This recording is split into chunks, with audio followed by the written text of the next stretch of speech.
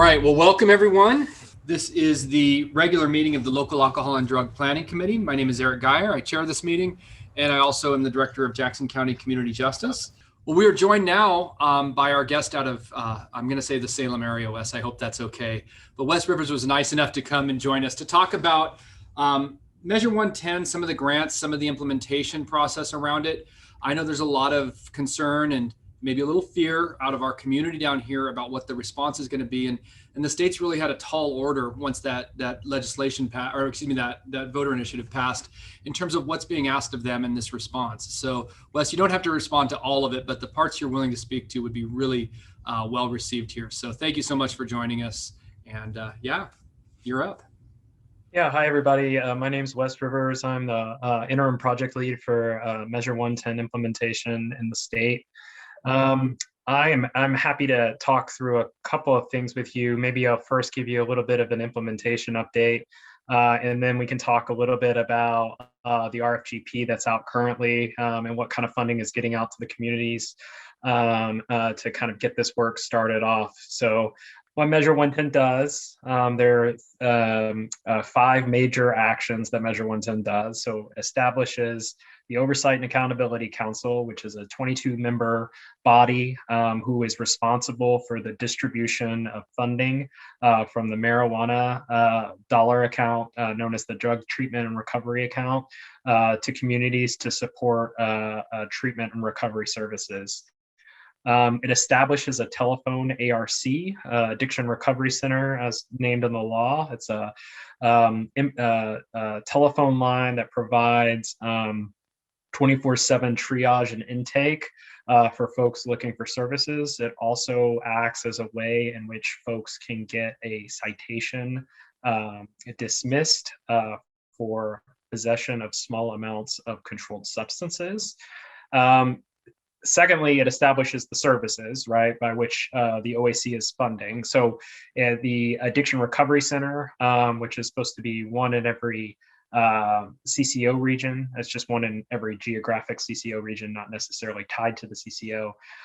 And then that's, again, the same concept as the statewide telephone line, but regional, having a regional entry point for folks to call, get intensive, health screening and comprehensive behavioral health assessment, as well as getting linked to case management and an intensive intervention plan.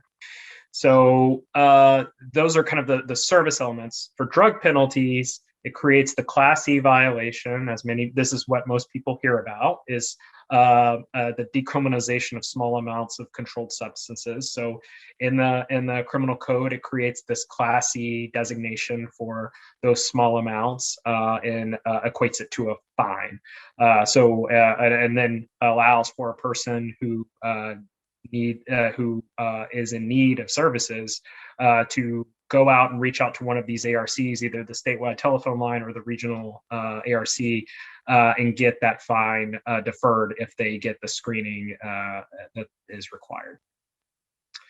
Finally, like I said earlier, the marijuana dollars is the main source of funding for this approach. So it shifts money from the existing marijuana expenses and moves that over to the drug treatment and recovery account to help pay for these services. So I'm just, that's the big overview. I've done kind of specifics on these, but this is changing all the time. So I'm going to skip through some of this to make sure that we have time to kind of make sure you know where we are as a state. Really quickly, I do want to say that we have had quite a bit of legislation shift as to when the deliverables for this act are. So I'm going to just show you on a timeline. So February 1st, we established the OAC, the Oversight and Accountability Council, as well as the statewide telephone line. The new legislation had pushed us back to September 1st. It was originally July 1st, but September 1st, the council will have to have adopted rules for these addiction recovery centers and the grants. And then by January 1st, they have to be up and running. So we will have the addiction recovery centers, which you will hear they're now called behavioral health resource networks, or BURNs. A lot of acronyms here. So if that helps though, because we have an ARC here, we have an addictions recovery center here. So yes, right. it is extremely confusing. So Thank that you. was like one of the very first points that was brought up in the Senate. There's already an ERC. But that will help distinguish that. I can't even imagine how many calls they probably get about this. It's like Twitter, right? When you have the wrong handle. So we will have to have the BURNs established by January 1st, 2022. Then they'll be fully operational, and we will move to a place where we are collecting information that we can submit to the Secretary of State for an audit. I'm going to stop right there for just a question about the timeline, and then maybe we can talk a little bit about the policy changes that have been happening, and then I'll just talk about implementation. And I can't see if there's anything in the chat. If you don't mind, Eric, if you could let me know. Yeah, I don't think chat's enabled, but if anybody has a question, please feel free. All right. Great. So 755, the Senate bill that is changing Measure 110 has done a lot. And so I just want to highlight a couple of things here. So like I said, the resource networks, the ARCs are now called behavioral health resource networks. And instead of every CCO area, the Senate really wanted to make sure that we're tying it to a geographic area and not necessarily a concept or a healthcare concept. So, the regions shift. So for CCOs potentially. It's really, they designated a county as a nice kind of locality by which to have, each county will have to have a behavioral health resource network. They made the telephone line permanent. So originally it was just temporary lines until the regional networks could be set up. Now they're saying, let's have a statewide resource forever, just to make sure if anybody has any trouble connecting to their regional resource, they can always rely on the state line to get that immediate access and screening. Another big thing is that it provides that the resource networks, now that they're networks, provide a lot more services. So not only are they responsible for connecting folks with doing the intake and connecting folks with those services, but within their networks, they need to have the providers of things such as low barrier treatment, housing, and harm reduction. So that's really kind of been swept up underneath the Behavioral Health Resource Network. It requires that these networks provide culturally and linguistically responsive services.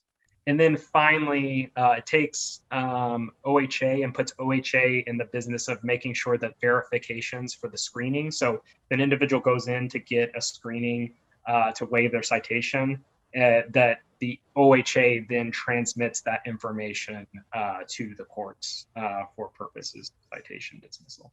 Wes, quick question on this list. It says it requires the BURNs to assess need for and provide harm reduction, low barrier treatment, and housing. Are they going to have funding then to build those infrastructure items within communities? Yes. So the funding for the BURNs will be capacity building as well as network establishment. So we're still looking at what that looks like. The council, I just came from the council meeting. They're in full policy discussion about what this actually looks like in practice, what the organizational structures that they might fund would look like. So absolutely. So they would, one of the things the council was talking about today is really looking at the full scale of services that a community might have already, and then filling the gaps, like paying for the services that they're really missing to build that network up. That's one potential. But really, we're looking at using this funding to really when we say establish the BURN, it's fund the BURN with the marijuana dollars to make it fully established. All right. So may I ask a question? Yeah, go for it. Who runs the BURNs? Who runs the BURNs? Yeah, so that's a great question. It'll look different for every community probably. So the ultimate overseer of the BURNs is the Oversight and Accountability Council. So they have the full oversight and responsibility over the burns and through their funding mechanism. Now, who runs a single burn will depend on the community. We went through several applicant proposals today, not applicant proposals, but applicant models today. So it could be a community gets together and they have one big health system that decides I can cover most of these services with the help of other providers. I'm going to bring those providers in. We're going to all apply together. I'll be the fiscal sponsor. They might be the head of the burn. We might also have the OAC establish a leadership structure where you have to have some sort of governance body to be established as a burn. We just not that far down the road. We will also probably provide community a bit of flexibility in each county, what that leadership structure might look like.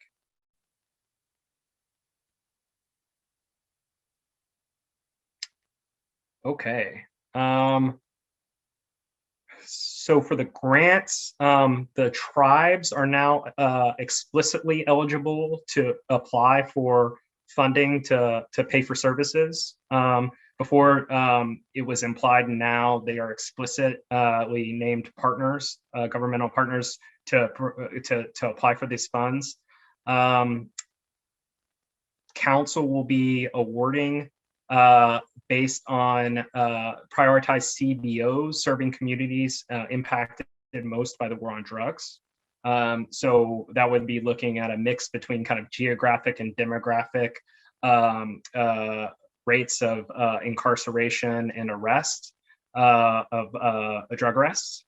So the council would look at the data and then be prioritizing distribution of funding based on that. Counties must specify subgrantees and how they will fund culturally specific programs. So if a county applies, which they are allowed to under the law, they do need to show how they are making sure that their programming is culturally specific to the area that they serve.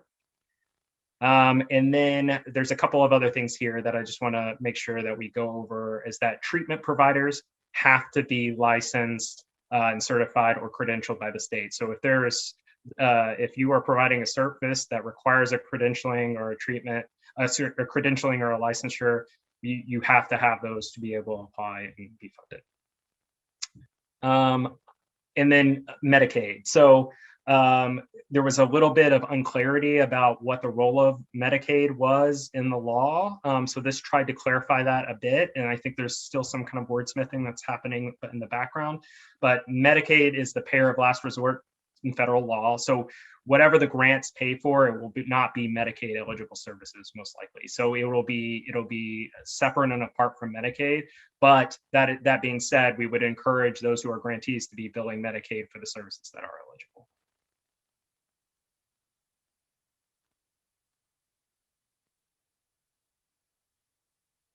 The last things I want to say really quickly around the criminal justice aspect of this. So we created this new Class E designation that comes with a fine. That money will then be pumped back into the services, the substance use services part of this. So it'll move into the account with the marijuana dollars and help to fund the services. There is a big time audit for us and our criminal justice partners that will be done by the Secretary of State. So this just added a lot more teeth to that, so in which we will have to require getting criminal justice data, tying it to outcomes, showing that this is having an impact not only on treatment and recovery outcomes, but on things like housing and criminal justice involvement, that you're making positive strides throughout the community. It changes the Class E designation so that you would not be arrested for failing to appear in front of a judge.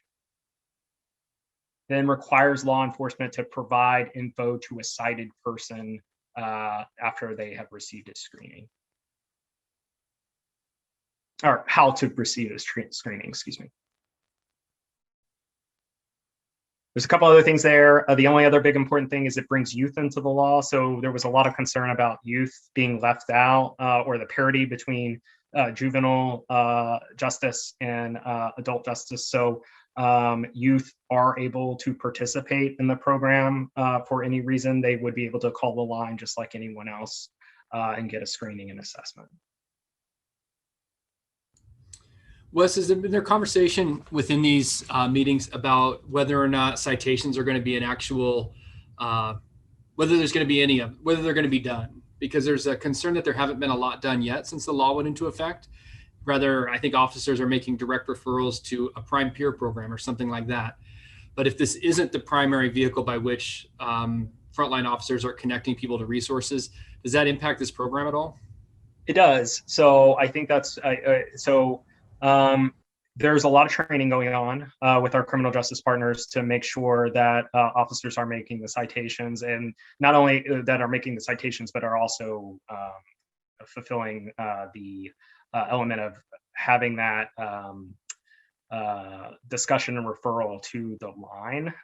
So Lines for Life is who is now our contractor with respect to the statewide telephone line, has done a lot of publicity, palm cards to give to officers. I think the law adds a little bit more teeth to try to make sure that officers are helping folks get connected. The citation numbers, we still get about 45 citations a week is what, if I recall, was the latest kind of running average. So it's still robust. That kind of mirrors with about 10 calls to the call center. Not all of them are specific related to a citation, but we're still, I mean, we're slowly building both on the citation and on the referral side. So it'll be interesting to, all these things kind of start slow, and we'll be seeing as it gets more and more common practice, what happens. And like I said, I mean, you're right. If officers are just not writing the citations at all, hopefully they're still handing out the palm card and saying, hey, you should use this as a resource. So we're trying to work with our criminal justice partners to make sure that that training is making sure that people are getting to the place they need to be. All right. I'll give you a couple agency updates. So we are building up slowly on call volume. So as I mentioned, we've had this up since February. So as of, we've had 62 unique calls, 17 participants in services, with others calling for services who are not cited yet. So it's about a third of folks are calling for actual services. Last week was our biggest week, where we had 5 people participate out of the calls that came in, which is great. I can give you a quick rundown of that, actually. Make sure I have, let's see.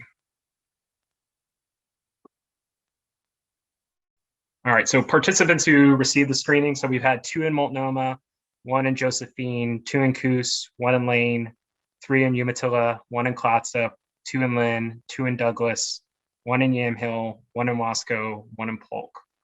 Not 1 in Jackson yet, but you know, we get data actually tomorrow, and it's new counties every week. So that's not to say it won't be added.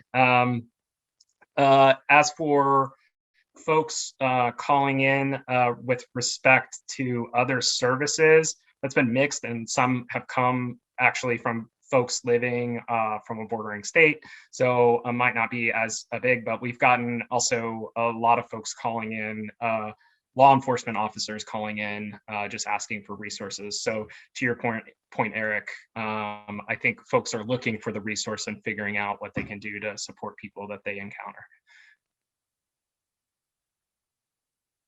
I talked already about the OAC, but just to give you a sense of what they're doing, they weighed in a lot on the Senate bill and helping them kind of map out the work that they're doing moving forward. They talked a lot about the implementation deadlines and thinking about what they could do very fast. Then one thing that happened just recently, we were given, and this leads into the RFGP conversation, we were authorized to spend about $20.2 million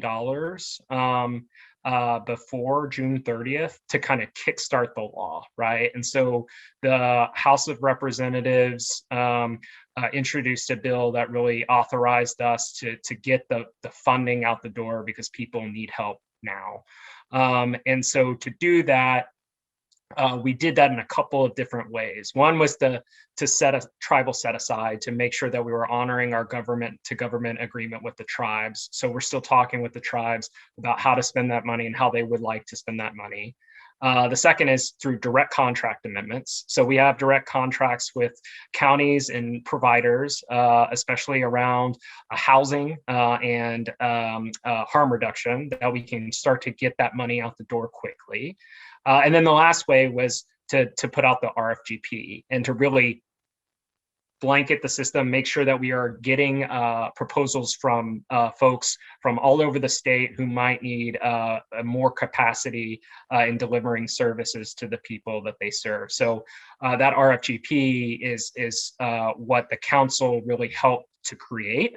The parameters of that RFGP, the questions, as well as kind of their vision of what they wanted to fund now versus this is just the first round of money. It's the stuff that has to be spent by June 30th. They are going through a much more deliberative process, and by the end of the calendar year are going to have a much more robust grant program. So the ideas that are coming in from people writing proposals can also help inform the more long-lasting, forward-looking program. So it's really interesting and also been really great to work with the council to get this RFGP out like in a month. It was like, I think we got authorized in towards the middle of April, and we have the RFGP out currently. So quite a rapid process, and then that money has to be out the door at the 1st of June. I'm going to skip this, but this gives you a kind of a graphical representation of what I'm talking about, what we're doing right now. So we're in the solicit mode for this 1921 biennium money that's out right now. And then services will kick off July 1st. And hopefully we will have folks spending that money through the end of the year. And then we will have we are in the process of developing the burns, the networks, as I was calling them earlier, and then the bigger community service grants. They're in the process of developing the rules for those as we speak. So had a policy discussion today. They're meeting weekly to put kind of what the parameters of those will be. So I did want to give information about the RFGP, make sure I could answer any questions. I'm going to stop sharing my screen, but I can send you, Eric, the slides so folks have all this information. We have a lot of information. We had a great Q&A a week ago, and we had it recorded, as well as took all the questions that came in from the Q&A. And afterwards, a lot of people had follow-up questions, and it just been streaming in. But 250 people attended that Q&A, so we're getting a lot of robust input and questions.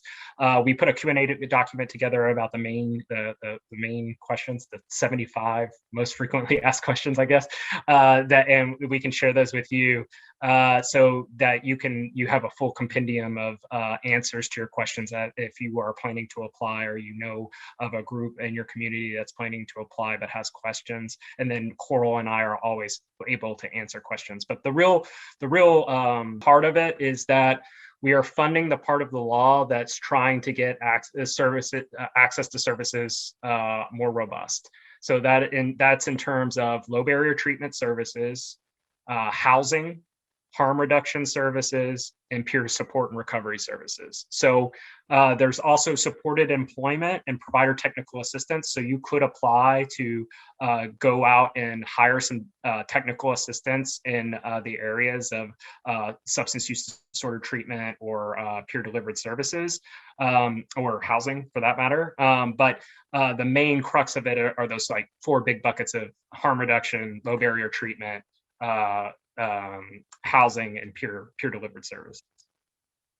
and trying to make sure that we are getting that money into organizations who can build capacity with it. So that includes things like hiring for housing, using some of that money for capital infrastructure, building units, or providing some of the operational expenses that you need to run a facility that's helping people in recovery. So really being extremely flexible with this amount of money to help build capacity in the short term while this new money is about to be put out there, and folks can do some really innovative things with it. I'll stop there because I think I said a lot and I might be reaching my time. Wes, I want to just express my gratitude. I think in the era of Zoom, it's too convenient to say, oh, well, you can just pop on Zoom. I know how much is on your plate right now. And the fact that you're willing to come down and talk to Jackson County means a lot. So thank you for your time. But if anybody has any questions or comments in the meantime for Wes and his work. Okay, I will look, if you wouldn't mind sending me the slideshow or the information. Absolutely. We'll get it out, and Jennifer's usually the one who makes sure everybody gets that. Again, really helpful. It also helps create a little sense of surety in terms of this bold new direction that our state's going, that there are services being applied to it. There is a lot of energy around it, and because now the real work starts, and I appreciate it. So thank you. Yeah, just last thing, RFGPs due May 3rd. So if you want to apply by May 3rd. I just want to make sure I highlighted that. I don't know if I said it. May 3rd, it's Monday. COB. All right. Okay. May 3rd, that's next month. That's Monday. Okay, gotcha. All right. Okay, well, thanks again for your time, Wes. Really appreciate it.